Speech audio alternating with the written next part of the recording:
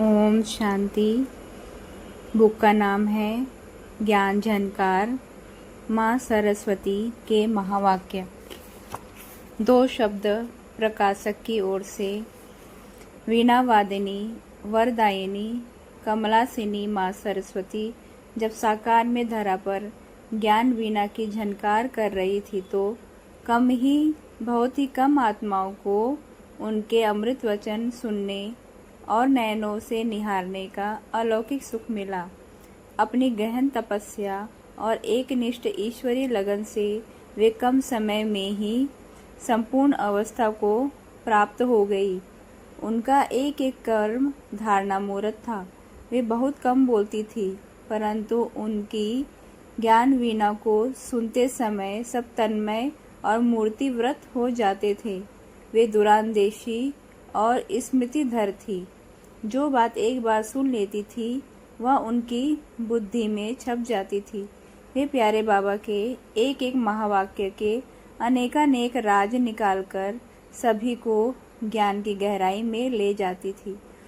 एक पॉइंट पर 1 घंटे तक भी ज्ञान बरसात कर सकती थी। वे ज्ञान को अपने में समाकर सुनाती थी। उनकी वाणी को कोई भी सहज समझ सकता था। वह किसी एक विषय पर चलती थी और उसी के अनेक पहलुओं पर प्रकाश डालकर सुनने वालों के दिल पर अमिट छाप छोड़ देती थी। जैसे छोटे बच्चे को भोजन नरम करके खिलाया जाता है, इसी प्रकार वे बाबा की बातों को यज्ञवशों के लिए सहज ग्राह्य बना देती थी। उनकी ज्ञान विवेचना सुनकर बुद्धि के बंद कपाट खुल जाते थे और तीसरे नेत्र पर पड़ी धूल हट जाती थी। उनकी सार गर्भित वाणी कठोर हठी विरोधी या विकारों से तपे हुए हर प्रकार के मानव को सही राह दिखाकर सुखी बना देती थी। क्या महिमा करे वागेश्वरी देवी के मुख कमल से निस्तृष वरदानों की। कलम कुछ लिखने से पहले ही उन माँ वीणा पानी के आगे नतमस्तक हो जाते हैं। बुद्धिदात्री माँ सरस्वती ने लगभग 28 वर्षों तक लगातार साकार में ज्ञान की झनकार कर जन जन को ईश्वरीय जन्मसिद्ध अधिकार दिलवाया। ज्ञान झनकार नाम से प्रस्तुत पुस्तक उन्हीं की चुनी हुई वाणियों का संग्रह है। परमात्मा के परिचय से लेकर कर्म गति के गुह्य ज्ञान तक की अनेकानेक नई और विचार प्रवाह को प्रखर बनाने वाली उत्कृष्ट चिंतन की बातें इनमें भरी पड़ी है। उनके ज्ञान के विभिन्न बिंदु इतने मंजे और सधे हुए हैं कि सहज ही बुद्धि में प्रवेश पाकर उसे विशाल और दुरांदेशी बना देते हैं। ईश्वरी ज्ञान की सरलता को सहजता से प्रकाश में लाकर मन की हर एक गुत्थी को सुलझाने, संशय को समाप्त करने और ईश्वरी पिता के कर्तव्य में निश्चय बिठाकर अलौकिक नशे से भरपूर करने में ये महावाक्य पूर्ण सक्षम है। पाठक भाई बहनें इन्हें एकांत में विशेष ध्यान से पढ़े, बुद्धि में बिठाए, ताकि अन्यों को सुनाकर उन्हें भी निश्चय बुद्धि बना सके। माँ सरस्वती की संतान मास्टर ज्ञान स्वरूप बनकर संसार को ज्ञान प्रकाश से अलौकिक कर सके। इन्हीं शुभकामनाओं के साथ ब्रह्मा कुमार आत्मा प्रकाश।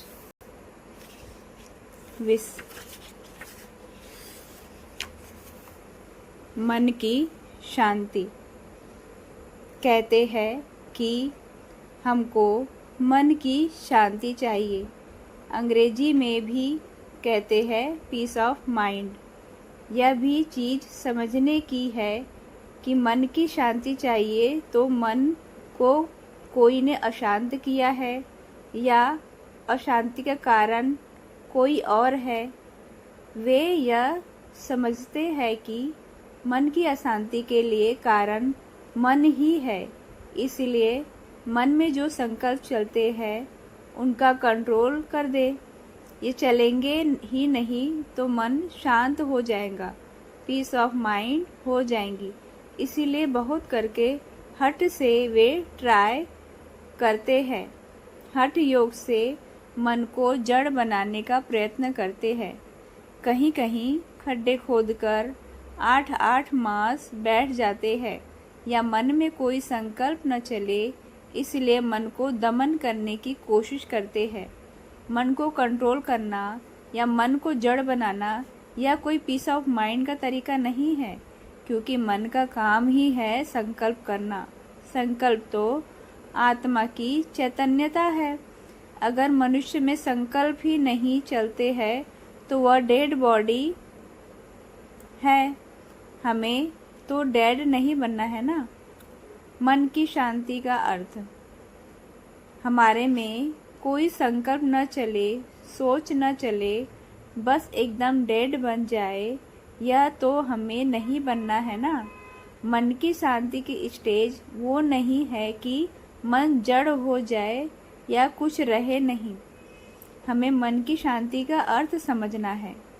मन की शांति का अर्थ यह नहीं है कि मन के संकल्पों को कंट्रोल कर मन को खाली रखे। संकल्प के बिना काम ही नहीं चलेगा। हम तो कर्म योगी है ना। गीता के भगवान ने कहा है कि कर्म योगी बनो। संकल्प के बिना कर्म चलेगा ही नहीं। यह भी कहा हुआ है कि ऊपर भगवान को भी संकल्प हुआ कि सृष्टि रचूं। जब भगवान को ही संकल्प हुआ तो हम कैसे संकल्पों का दमन कर सकते हैं। जब भगवान ही संकल्प में आया सृष्टि रचने के लिए, तो हम तो सृष्टि में रहने वाले, हम कैसे संकल्प का दमन कर सकते हैं। ये सारी चीज़ें समझने की है कि पीस ऑफ माइंड के लिए हमें क्या चाहिए। पीस ऑफ माइंड है कौन सी चीज़। अभी बाप बैठ कर के समझाते हैं कि बच्चे ऐसे नहीं है कि संकल्प को बंद करके मन को जड़ बनाना है, परंतु संकल्पों में माया के 5 विकार है, जिनको विकल्प कहा जाता है, उनको बंद करना है। इसको मन की शांति कहा जाता है। निर्संकल्प अवस्था। संकल्प तो कॉमन, साधारण है। जो भी विचार चलते हैं उनको कहेंगे संकल्प। संकल्प को चाहे विकल्प बनाओ, चाहे निर्संकल्प अवस्था अथवा शुद्ध संकल्प बनाओ। एक है शुद्ध संकल्प, दूसरा है विकल्प। वैसे कर्म भी कॉमन है, जनरल है। हम जो भी करते हैं वह कर्म है जनरल। बिना कर्म धारा के मनुष्य एक क्षण भी नहीं रह सकता। एक है श्रेष्ठ कर्म, दूसरा है विकर्म। विकारों के संबंधों में जो भी कर्म करते हैं वे हमारे विकर्म बनते हैं, उनसे हमारे पाप बनते हैं। जो हमारे कर्म श्रेष्ठ है अर्थात विकारों के बिना है, उनको कहा जाएगा श्रेष्ठ कर्म। आप चाहे कर्म को विकर्म बनाओ, चाहे श्रेष्ठ कर्म बनाओ। इसी तरह से संकल्प तो जनरल है ही। उन संकल्प को चाहे विकल्प बनाए, चाहे श्रेष्ठ संकल्प बनाए, ऐसा नहीं है कि हमको संकल्प को बंद ही करना है। ऐसा भी नहीं है कि हमें कर्म को छोड़ना है। कर्म को हमें शुद्ध बनाना है अर्थात श्रेष्ठ बनाना है। कर्म को श्रेष्ठ और शुद्ध बनाने के लिए श्रेष्ठ कर्म करना है और श्रेष्ठ कर्मों से श्रेष्ठ प्रारब्ध प्राप्त होती है। कर्म को नहीं छोड़ना है, कर्म का परिवर्तन करना है, शुद्ध बनाना है। इसी तरह से हमको संकल्पों का दमन नहीं करना है, वही खत्म नहीं करना है, लेकिन उनका परिवर्तन करना है अर्थात शुद्ध करना है। जिसको हम कहे संकल्पों को श्रेष्ठ करना है, इसी को निर्संकल्प कहा जाता है। निर्संकल्प अर्थात विकल्पों के संकल्पों से निसंकल्प। बाकी ऐसे नहीं कि कोई संकल्प न हो। ये सारी चीजें समझने की है। इसीलिए हठ से बैठकर कोई हठ योग करना या कोई तरीके अपनाना, ये संकल्प चले ही नहीं, इसकी दरकार नहीं है। हमें दरकार इसकी है कि हमारे संकल्पों में जो विकल्प है या माया के या विकारों के जो संकल्प है उनका कट ऑफ विच्छेदन कैसे करें। निर्विकल्प समाधि। अभी वे कैसे कट ऑफ हो या उन विकल्पों से कैसे छुटकारा पाए। जब हम विकारों से छुटकारा पाते हैं तब ही विकल्पों से छुटकारा पाएंगे। विकार है तो विकल्प जरूर चलेंगे और विकर्म भी जरूर होंगे।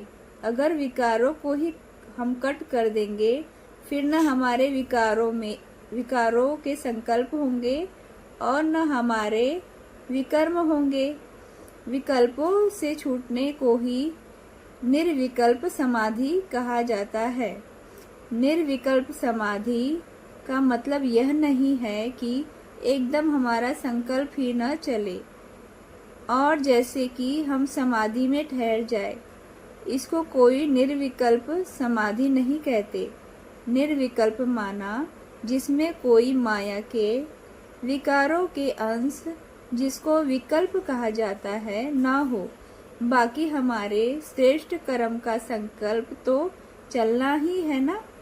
हाँ, माया के या विकारों के संकल्प न चले। समझने की बात यह है कि जब हम विकारों से छुटकारा पाएंगे तभी हमारे विकर्म भी छूटे और विकल्प भी छूटे। यानी विकल्प और विकर्म से छूटने के लिए पहले विकारों से छूटना पड़े, फिर जाकर हमारे शुद्ध संकल्प और शुद्ध कर्म अर्थात श्रेष्ठ कर्म बनेंगे, जिनके आधार से हम श्रेष्ठ और ऊंची प्रारब्ध पाएंगे। कर्म संन्यास हो नहीं सकता। हमको परिवर्तन लाना है, अपने को चेंज करना है। कर्मों को तो कोई छोड़ ही नहीं सकते। कर्म संन्यास जो कहते हैं वह कर्म संन्यास है ही नहीं, क्योंकि कर्म को कोई छोड़ नहीं सकते।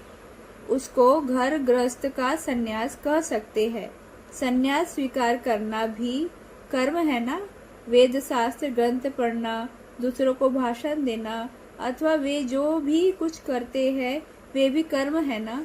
कर्म से कोई भी मनुष्य छूट नहीं सकता। एक छोड़कर दूसरा अपनाता है, परंतु ऐसा नहीं कि कर्म को छोड़ दिया। कर्म की धारा छोड़कर मनुष्य रह ही नहीं सकता। एकदम कर्म को छोड़ना या संकल्प को दमन करना, यह सब आर्टिफिशियल अस्वाभाविक है और यह हो ही नहीं सकता। यह सब चीजें समझने की है। हमको करना क्या है? हमको संकल्पों को पवित्र बनाना है। संकल्प पवित्र तभी बनेंगे जब हम विकारों से छुटकारा पाएंगे। जब संकल्पों में पवित्रता रहेगी उसके आधार से हमारे कर्म भी पवित्र होंगे, जिसको कहा जाता है श्रेष्ठ कर्म अथवा शुद्ध कर्म। इसीलिए बाप कहते हैं कि मैं तुमको पहला संकल्प देता हूँ शुद्ध बनने का और शुद्ध रहने का, कि मुझे याद करो। जब खाली रहते हो तब मुझे याद करो। बुद्धि फालतू इधर उधर न भागे न दौड़े, इसके लिए मैं काम देता हूँ कि मुझे याद करो। यह सहज है ना। बुद्धि को बाप की तरफ में, बाप की याद में बिजी व्यस्त रखना। I am a soul, son of supreme soul. मैं आत्मा हूँ, परम पिता परमात्मा की संतान हूँ। हर वक्त इसी को बुद्धि में रखना। जिस काम में बुद्धि को देना है उसमें दे दो, क्योंकि हर एक को अपने शरीर निर्वाह अर्थ काम करना ही है। वहाँ जरूरी है तो बुद्धि दे दो, बाकी बुद्धि इधर उधर भागती है तो उसको इसमें लगा दो कि मैं आत्मा हूँ, मैं परमपिता परमात्मा की संतान हूँ। इसमें बुद्धि को काम मिल गया ना, बुद्धि बिजी भी रहेंगी और आपका फायदा भी मिलेगा, शुद्ध कर्म भी रहेंगे और आपका शुद्ध संकल्प भी रहेगा, पाप को दग्ध करने का बल भी मिलेगा।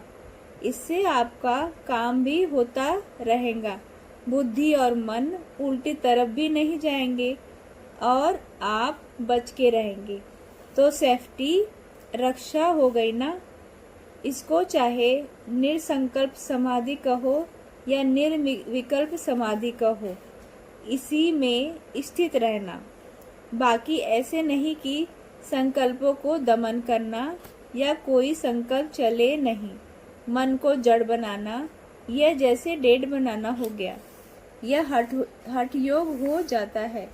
परमात्मा भी कहते हैं कि मैं इस हठ से मेरी प्राप्ति का कोई ताल्लुक संबंध नहीं है, मैं प्राप्त होता हूँ उस विधि से जिसको मैं खुद आकर सिखाता हूँ। गीता में भगवान वाच है, मन मना भव, मन को मेरे में लगाओ। ऐसे थोड़े ही कहा है कि मन को जड़ बनाओ, नहीं, कहा गया है कि मन को मेरे में लगाओ। मन मना भव मामेकम, मुझे एक को याद करो, कहा है ना, मुझे याद करो, वह भी संकल्प हुआ ना। ऐसे नहीं कहा है कि संकल्प को जड़ करो। निर्संकल्प समाधि। कई लोग कहते हैं कि ट्रांस में ध्यान में जाना भी निर्संकल्प समाधि है। वह तो दीदार होता है, उसमें कुछ देखते हैं। कुछ लोग दीदार भी नहीं करते या कुछ देखते भी नहीं, साइलेंस में चले जाते हैं, उसको भी निर्संकल्प अथवा निर्विकल्प समाधि नहीं कहेंगे। हमें तो श्रेष्ठ कर्म करना है, शुद्ध संकल्प करना है, जिससे ऊंची प्रारब्ध पानी है। भगवान का हुक्म है, कर्म योगी बनो, कर्म करो। कर्म करने के लिए तो संकल्प करना पड़ेगा ना। इसीलिए बाप कहते हैं, बच्चे, यह संकल्प, सोच, कर्म तो अनादि चीजें हैं। इनको जड़ बनाना यह तो आर्टिफिशियल कृत्रिम है। सृष्टि तो अनादि है। इस सृष्टि को कर्म क्षेत्र भी कहा जाता है। कर्म का क्षेत्र अनादि है तो कर्म भी अनादि है ना। ऐसे नहीं, यह कर्म का क्षेत्र था ही नहीं।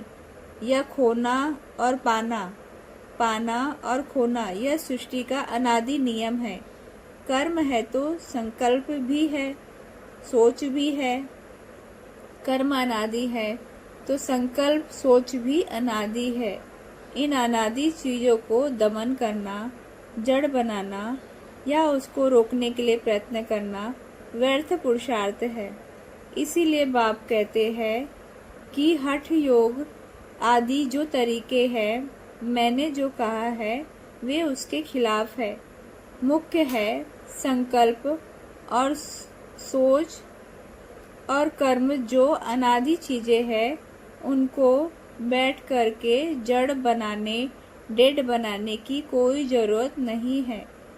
जिन विकल्प और विकर्मों के नतीजे से हम दुखी हुए हैं, वे हमसे कैसे छूटे, वह पुरुषार्थ करना है।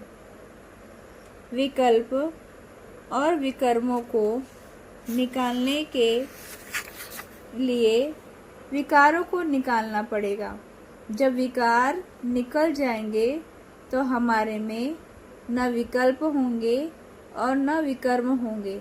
तो क्या रहेगा हमारे में? शुद्ध संकल्प और शुद्ध कर्म रह जाएगा।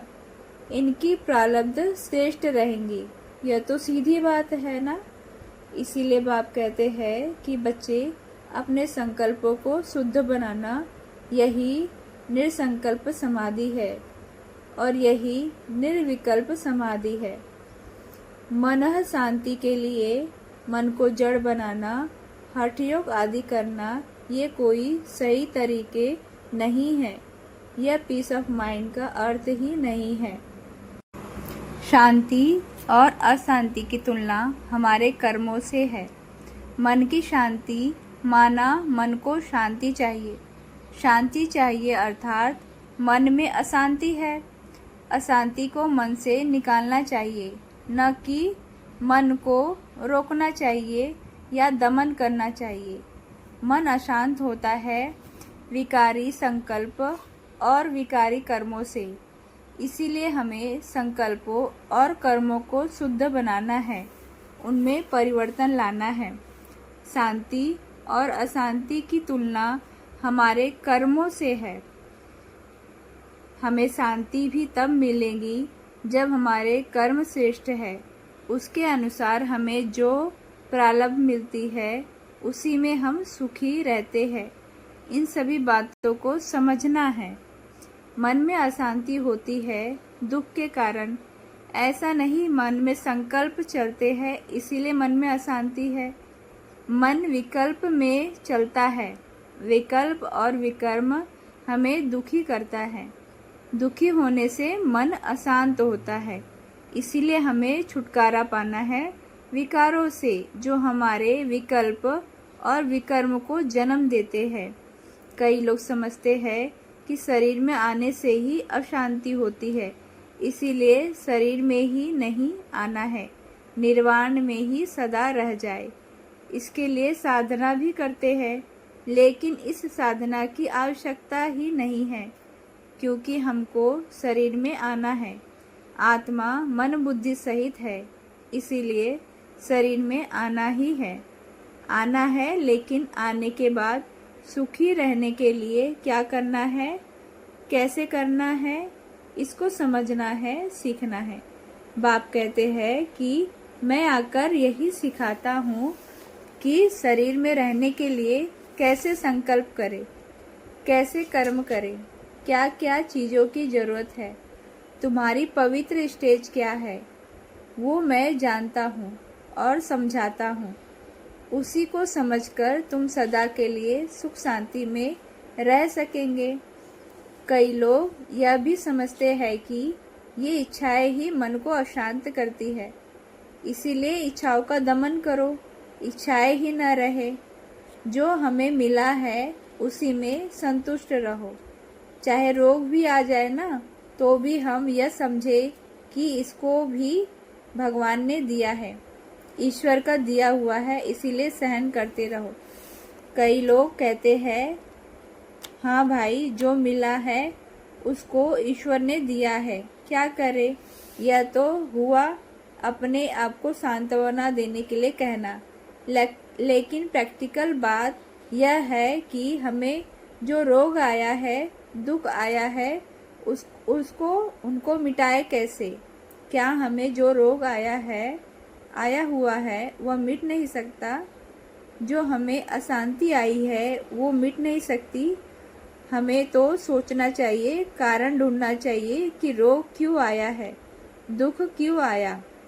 हमारे कर्म में ये सब आते क्यों हैं, वे कौन सी चीज़ें हैं, उनसे छुटकारा पाए।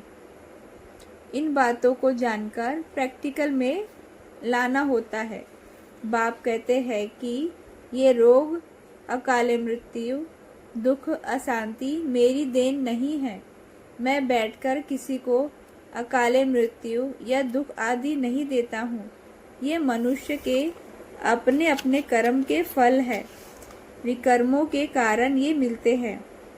विकार के संग रहकर तुमने जो विकर्म किए हैं उनके कारण दुख, अशांति, अकाले मृत्यु होती है। उनका ही यह नतीजा है।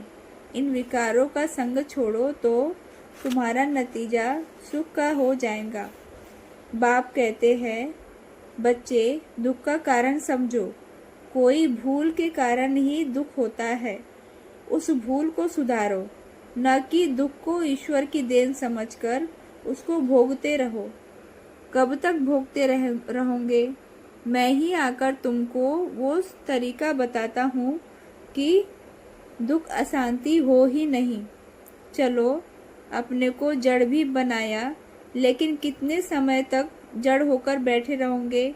यह है अल्पकाल के लिए।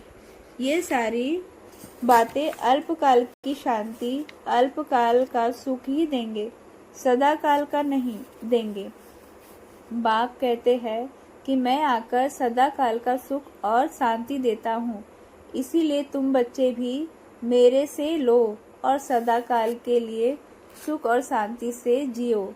यह चीज मेरे सिवाय और कोई दे नहीं सकता।